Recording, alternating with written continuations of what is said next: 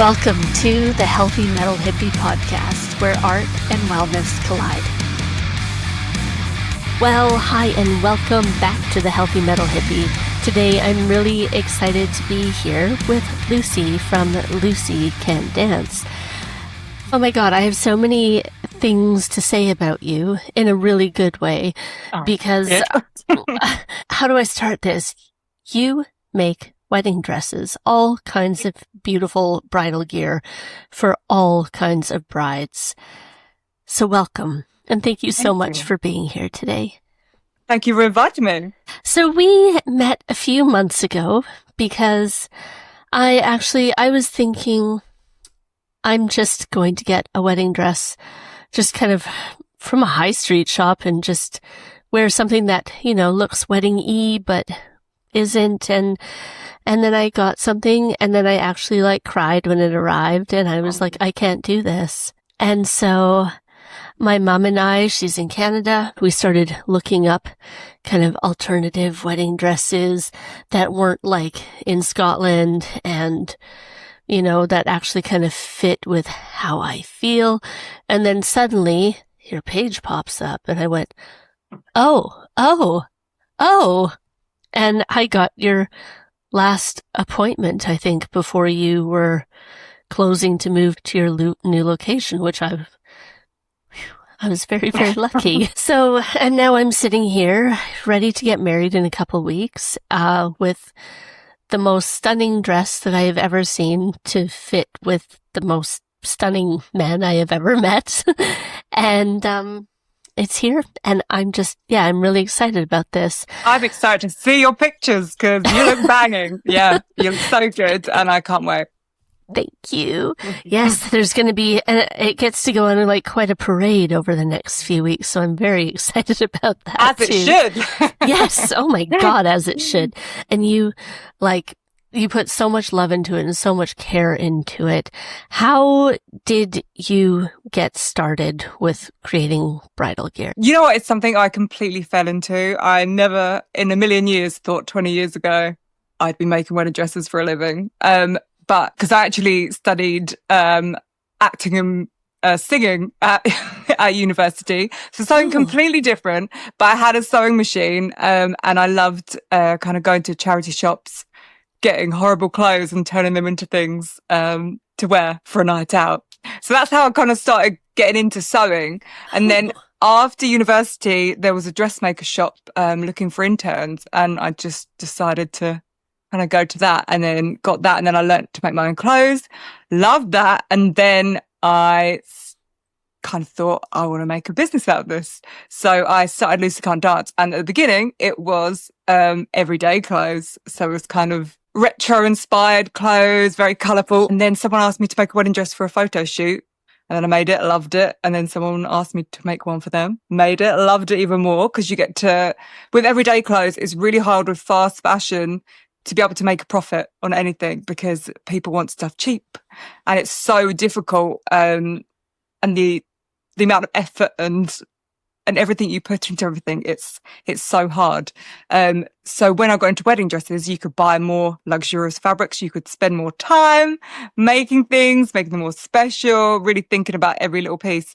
And that's what I just loved. And incorporating kind of my experience of kind of making everyday clothes and kind of combining the two into kind of more of a bridal fashion and something a bit different for people and not too out there, because you get really, really non-traditional wedding dresses. So I wanted to kind of be somewhere in the middle that has splashes of everything. Yeah. Oh my God. Absolutely. The thing is, people go too often, just thinking about regular clothes and the price tag. Yeah, nobody wants to spend crazy amounts on your everyday clothes. But I have to say, when you invest in a really nice piece of clothing, yes, you can tell the difference. And people who say you can't, I think there's probably some things that is okay, no, but there are pieces that when you have a really nice one, you can tell the difference. Absolutely. Oh God, and it's in your wardrobe forever and not just chucked away. I do want to get back into everyday clothing at some point in my life. So one day, when I have time, it's chaotic. And you're famous for your dip dye dresses as well. Is that like, I don't know, they're really, really beautiful. We know mine wasn't dip dyed, We'll see. um, but they're beautiful. Thank you. Yeah. I think a lot of our brides come that don't like traditional. We do get a lot of people that are a bit more traditional that come here anyway. But it's that thing of no one's used to wearing white. And the thought of finding an all white outfit can be quite daunting for a lot of people. So it was adding a splash of colour somewhat. And it's nice to be kind of bridal on top, party on the bottom. I actually never thought about that too. Like party on the bottom, bridal on the top. That's actually, that's so true. And I mean, and just all the colors, like they just, I don't know. I don't wear a lot of color to start with, which is why I had to go for black, of course. But pretty much every day I'm just wearing black because I feel comfortable in it and it makes me happy. And that's what you should be on your wedding day. I feel like some people think that to be a bride, you have to be a certain thing, but it's always about being the best version of yourself, whatever that is. So if you wear black on your wedding day. Don't wear white and feel like it's not you, because you'll look back at your wedding photos and be like, who the hell is that? Yeah. Exactly. For the people who don't know out there, I am actually getting married for the third time. And actually, the one that I don't have any second guesses about. First of all, I think there's judgment around that, and not being a first wedding or things like that. But I also, in so many ways, this is more special to me and more like just wonderful than anything I've ever experienced before. And it's also it has been quite a journey of this kind of, exactly as you say, finding yourself and then feeling really comfortable with who you are, comfortable enough to say, actually, no, I'm going to wear black to my wedding. I'm not going to wear white. I'm not going to listen to, well, you're getting married, you have to do this or you have to do that. Because I think we get really caught up in all that, like, have to follow the rules. But it's like, who made these rules? They're ever changing. Go back like 100 years, weddings will be completely different. So It's all about doing whatever is right for you and whoever you're marrying. Yeah. And not letting anyone, family members or anything, get in your head and tell you differently. Because, I've seen a lot of appointments kind of be changed by like a mother-in-law or a mother or a friend that's really outspoken and is kind of trying to derail or change the perspective. Because some people, like if you say you're getting married in black, they're like, oh my God, you can't get married in black. But they can't envision the whole wedding. They can't envision all your decor, your accessories, the flowers and everything, the venue. Because once they see that all together, they'll be like, oh my God, it works. And this is the most amazing thing they've ever seen.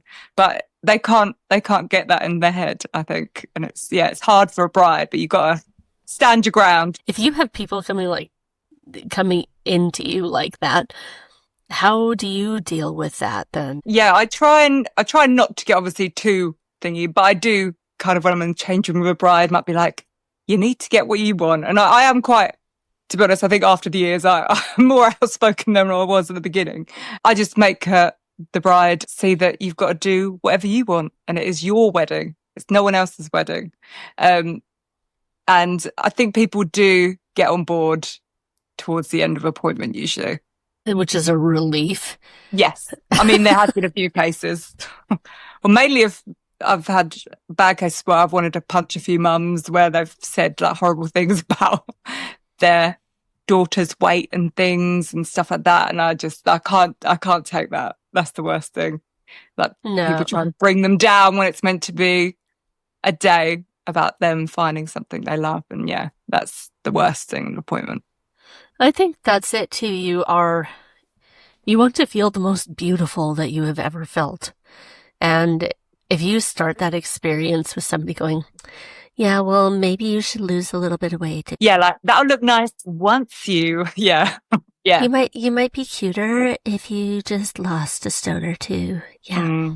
It's like, it's awful. Come on. If there was constructive feedback, maybe like, hey, why don't we like lighten up that shade of whatever color that would really complement your eyes. Exactly, yeah. That's a nice thing to say. That's good feedback. That's Good stuff feedback, that's yes. helpful. I mean, most is good. You get a few little people.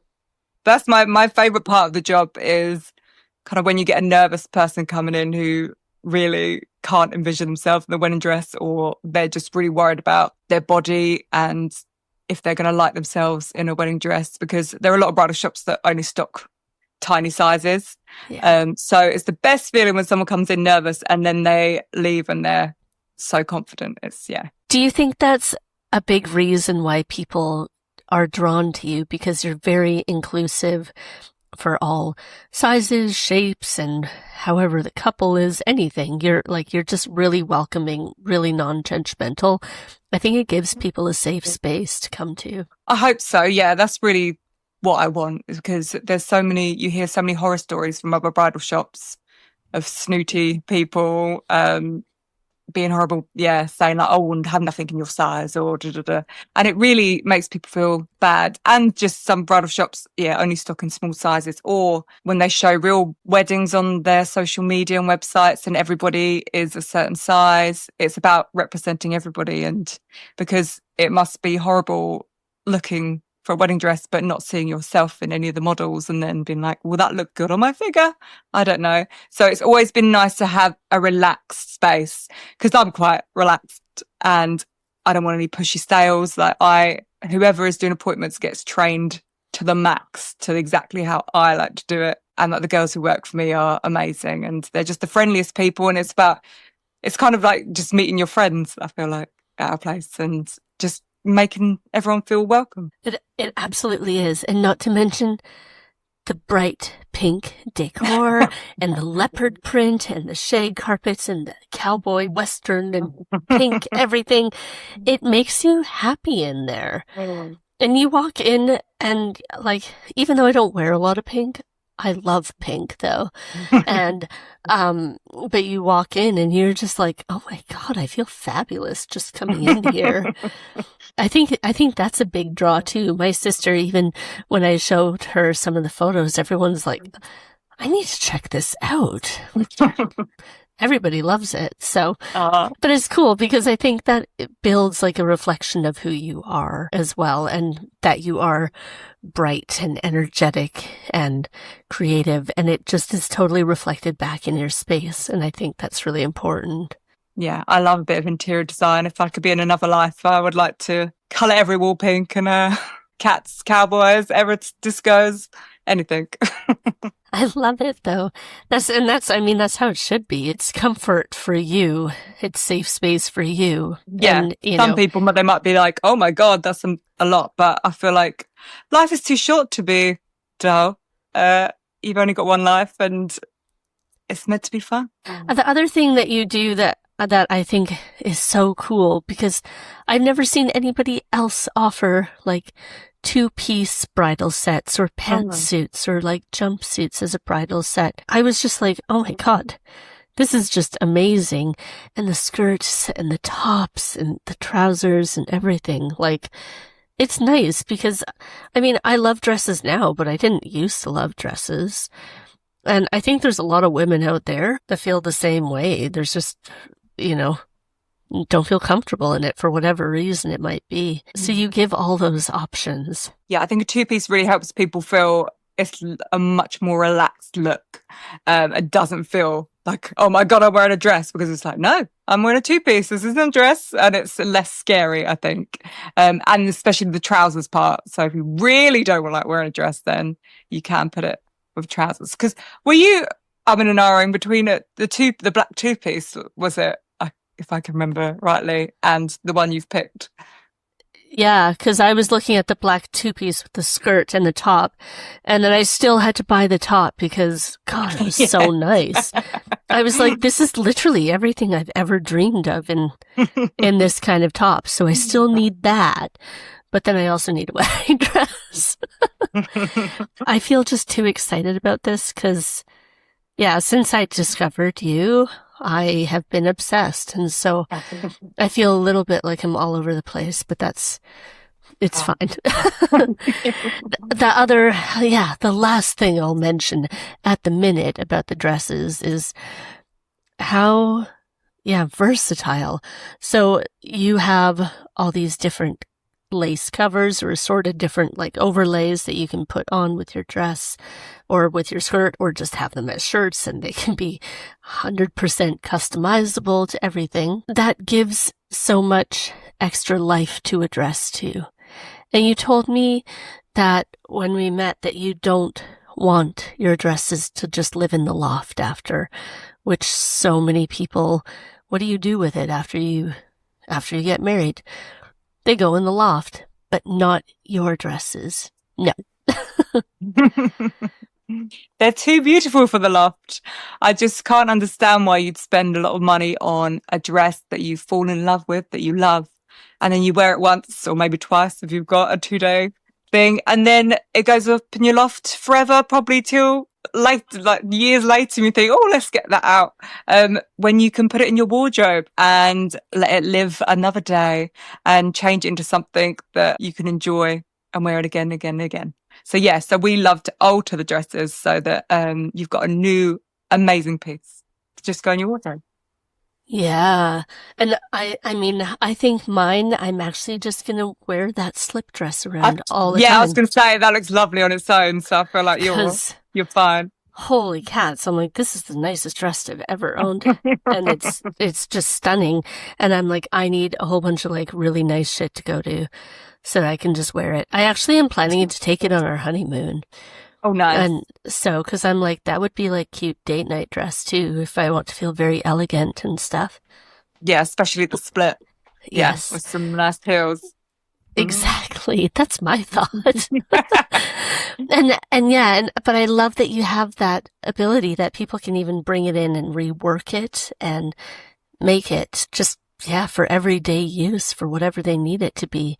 You always carry, I guess, you carry that love with you in a way then. I feel like getting to wear it and then having that kind of cheeky look on your face like, this was my wedding dress. And now I think it's just, it gives you a lot of confidence. Yeah, absolutely. I know, well, before we started recording, I was talking about that reel that you have pinned at the top of your Instagram account where, unfortunately, your partner was cheating on you, your husband, and you reworked your dress into something new that you could continue to wear. And do you want to tell us a little bit about it? Yeah, strange. What do you do with your wedding dress?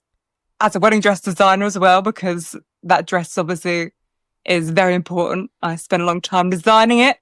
And then after they were caught with another woman, it was hard thinking about that dress because it's not the dress's fault that he was a massive prick. So I just think, what do I do with it? To be honest, Lily Allen's album came out a few weeks after everything happened. Oh. And it was the most therapeutic thing ever. And it kind of gave me that thing of awful things have happened to her, but she's turned these things into kind of a revenge, feeling good for yourself, its own kind of therapy of talking it through and letting it out. So I thought I was going to do the same thing for my dress. So I decided to change it into a completely new outfit, change the meaning, turn it into something that is now not for us and it's just for me. So it was just cutting the skirt off. I felt like it gave me a lot of fun. Oh yeah, as it would. That is like, I don't know. It ends up being a perspective shift where you can take that horrible situation and turn it into something that's positive for you and gives hope to other people when they see things like that too. Like sometimes things just don't go as we expect them to, but it's how you approach it and it's how you move past it that's what makes the difference. And you made this adorable dress out of your dress, and I hope that you go out and party in it and feel amazing. I did. I wore it to my new studio opening party. I thought that was good to get And I did go and see Liliane perform that album last night, and I was going to wear it, but it was so hot that I would have melted in sequins. So I could not wear it. Yeah. But it will, any chance I get, I will be wearing it out with pride. Yeah. It feels amazing. And it was, to post that video, I'm not usually one to talk about my personal life, especially on like my business page. So it was weird to kind of bring that out, but the response was incredible and also horrifying, because I heard so many other people's stories about what's happened to them and about them wanting to change their dresses. So now I've been having Zooms with other people who've been through the same thing. It's been lovely. And then they've been coming in. And my next point is I want to turn what's happening into like a YouTube show, where people come in, and then I interview them, and then we change their dress for them and listen to their stories. Because I think it's nice to show other people's stories. Oh my God, yes. Yeah. You have to do that, because again, it gives hope to people, and it's like, it's life-changing stuff, right? And that is about, storytelling. That's where we connect, and that's where we make impact. Yeah. And if you can help someone feel a bit better about themselves in a dark time, then it's worth it. So yeah, just trying to work out logistics and money and whatnot you need to start a YouTube show, but that's what I'd love to do. It should actually just be on regular TV at some point too. Oh, I would love that. I did message some TV companies, but it's very hard to get in with them. Yeah. Well, no, you're not allowed to pitch, apparently. Oh, right. But I've sent many emails, but yeah. But I thought I'll go it on my own. I might be able to help you, by the way. And so I'm like, let's talk. But yeah, I just think it'd be a most amazing show, a transformation, like the repair shop. But yeah, I was thinking that, I don't know if it was really on over here, because it was like a thing on TLC in Canada, and I think it was actually an American show, but what not to wear. But it'd be nice, and it'd be like, they wouldn't be mean to people, right? Because they weren't very nice to some of the people. And so this would just be beautiful and uplifting, and it has to happen. I know, that's why as soon as I thought of the idea, after I heard all the people's stories, I was just like, these stories need to be told. And even, it doesn't even have to all be heartbreaking stories as well. It can be uplifting stories of people wanting to change them into other things. So yeah, absolutely. And yes, and the repair shop too. There's always such beautiful stories behind all of the things on there. I really like that show. Now I'm thinking about YouTube, so I need to stop thinking about YouTube. And this is like the ADHD problem, where you're like, oh wow. And a creative brain, I feel like you're constantly doing things. Yeah. There's constant everything going. Yes. But that's okay. So after you went through that experience, was it, found out that your husband's cheating and everything, and was it hard for you at work for a while? Yeah, it was. It's quite hard because obviously everyone coming in is a very, very happy person about to get married and all smiley and happy. So it was quite exhausting, kind of putting on a happy face and trying to get there some of the times. But also it was great because when I'm in appointments, I kind of forget everything that's happened to me, and you're so into what is happening in this person's life, you kind of forget what's happening. But it was very hard trying to run a business, which also is really hard in this day and age anyway. For anybody running a small business, it's hell. That, and having two very young children as well, and having to deal with all that. It was a lot. But luckily I had lots of good friends and family around me to kind of keep me up. But it's nice, like, I can understand for sure. You had kind of had your heart broken, and then you're just surrounded by love every day. And maybe that would just be healing in a sense as well. Like, just like you say, that it was at least a nice distraction. Some people I did talk about it with in appointments. And then I remember a few people being like, this is my second wedding. Like, the old person was awful. Got rid of him, and now I'm falling in love with the amazing person. So in a way, it kind of even though I was like, I hate all men and everyone, it was a kind of a reassurance that you can find it again, but even better because you know what you don't want and you'll be looking out for the things you do want now and the qualities you need and the things you will not stand for. That is the truth. I don't know. I can understand too with having small children. I know when I got divorced, the first time, my son was quite young. He was only about a year and a half. I just remember packing boxes and explaining to him everything was going to be good. And, you know, that was tricky, and it's never easy to balance. And yeah, especially then you've got your own business, like you say, and everything else. It's like, it's a weight sometimes, but it just shows you at the end of the day how resilient you are and how much you can withstand and work through. Yeah, I feel like there's no other option. Can't buckle, otherwise everything will collapse. So you've got to try to keep going. I started songwriting as well, which I haven't done in years. And that helped me a lot, just writing everything down. Writing is so healing, and music is so healing. And just like, it all kind of comes together and puts your little pieces back, like, in a better way than they were before. Yes. Yeah. And it's also, I think, there is a lot of like growth and self-discovery that you go through during those difficult times. Especially I found that after becoming a mother completely turns you on the head and you don't know who you are anymore and everything's changed and stuff like that. So yeah, doing that and then having that was hard. But now I feel more like myself than ever. I feel like now I'm out. It's a good feeling to be back to the old me. Yes, new and improved. Was there anything specific that you did to help you on that path?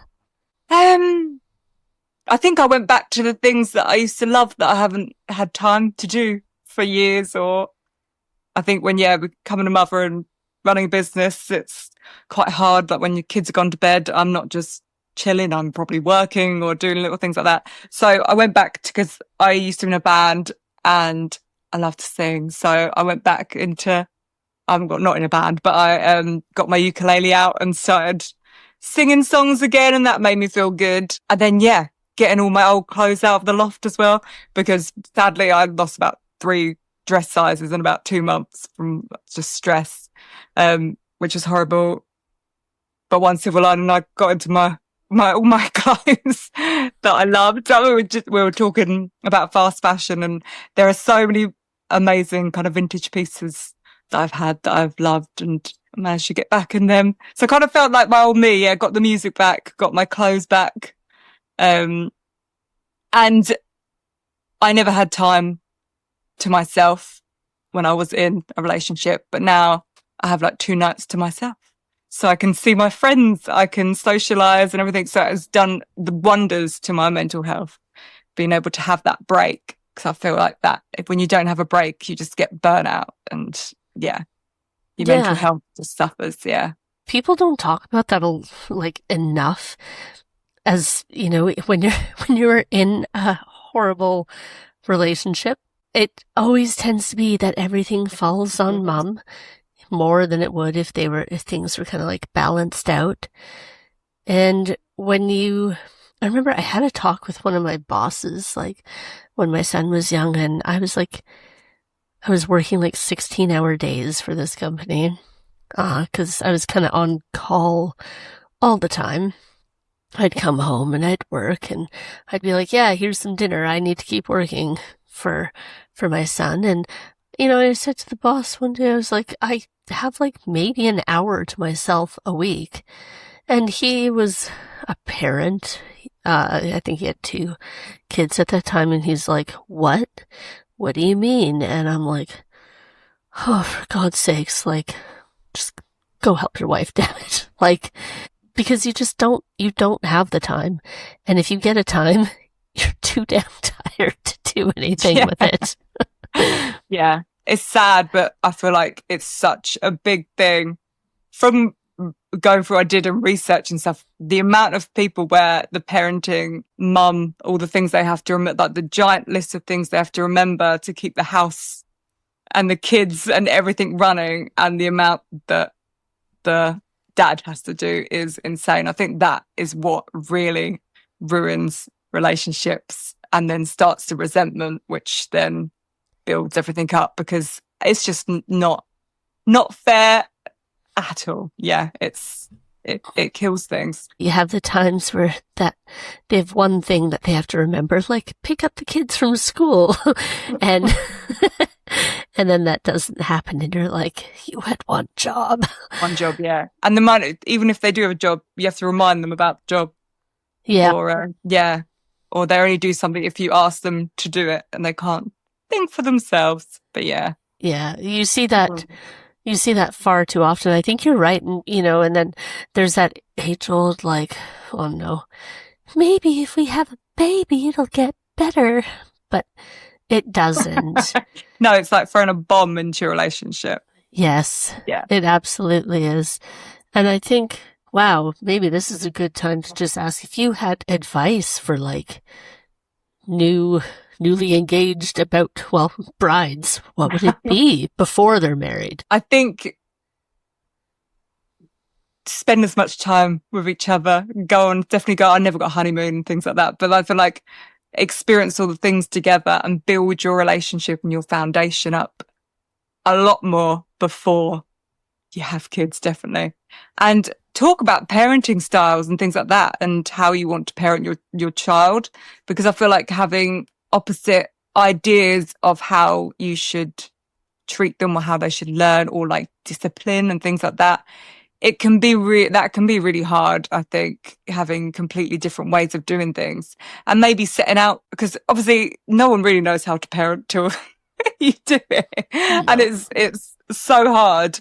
And I feel like maybe more preparation needs to be done for both of you, I feel like, to really get stuck in and know how to do things.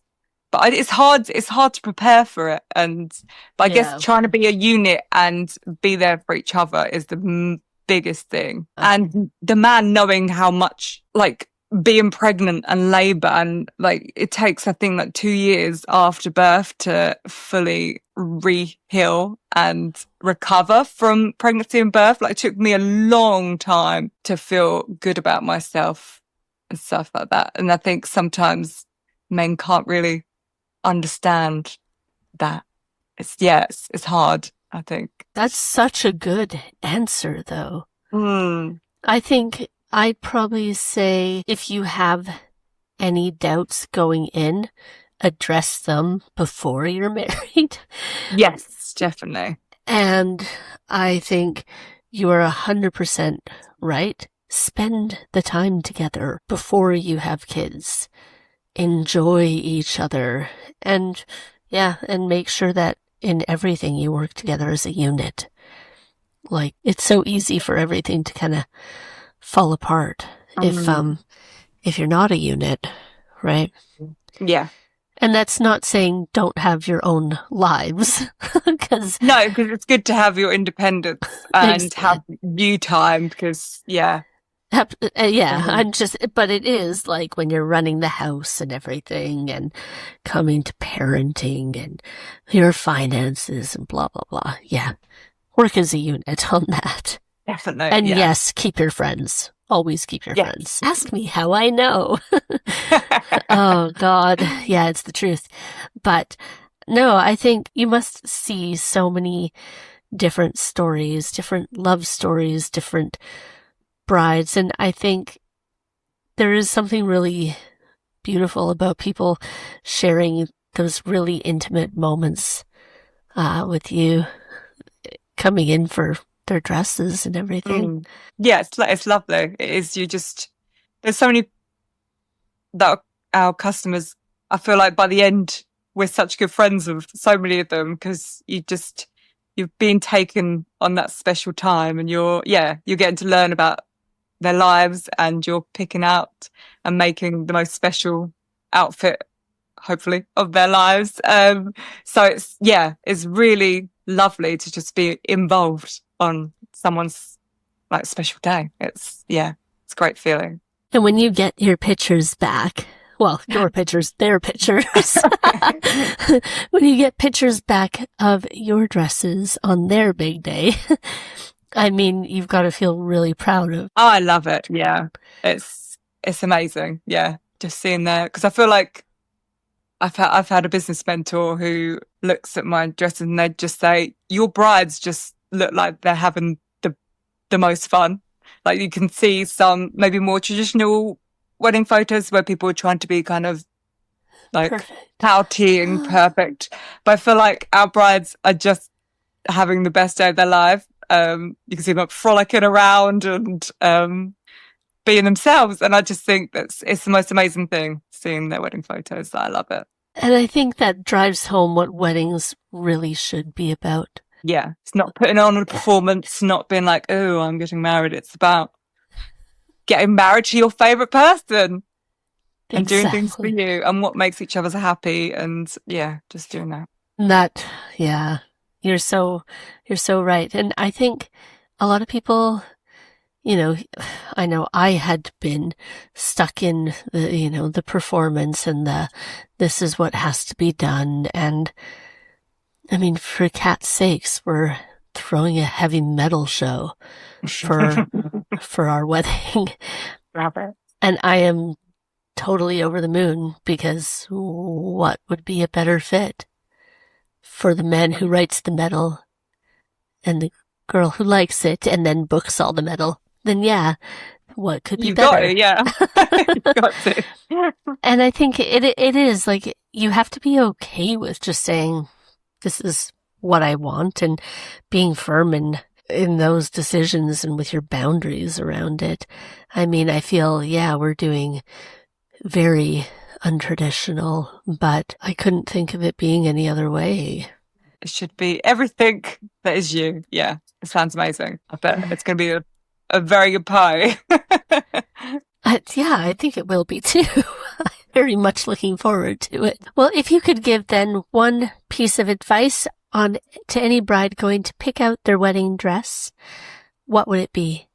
One piece of advice. Well, I guess the main running theme of choose the outfit that is you. Don't be persuaded in any other way.